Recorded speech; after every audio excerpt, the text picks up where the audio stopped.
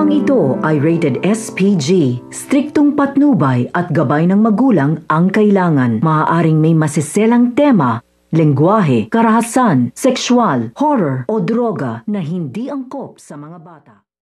Ang pagligtas nito nga ni Darna dito nga kay Regina.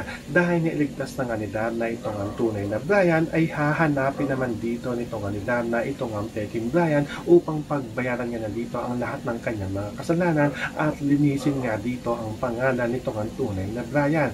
Dahil ito nga peking Brian ay sinira nga dito ang pangalan nito nga ni Brian, ito nga tunay na Brian, dahil naging wanted nga dito ito nga daw peking Brian. Kaya ito nga si Nalda ay iba nga dito ang kanyang matutuklasan, dahil ito nga si Regina ay nakita nga dito na nakagapos. Kaya nga ito nga si Darna ay nilapitan nga kaagad dito ito nga si Regina at tinatanong nga niya ito kung ano nga daw ba ang nangyari sa kanya at kung sino nga daw ba ang may kagagawan ng kanyang pagkakabihag. So habang pinakalagaan nito nga ni Darna ang tali nito nga ni Regina, ay dito nga sasabihin ito nga ni Regina na ito nga daw peking Brian ang may kagagawan nga daw nito, dahil pinaniwala nga daw siya dito ng peking Brian na siya nga daw ang tunay na Brian. So pakakaabangan nga natin dito ang pagligtas nito nga ni Darna dito nga kay Regina.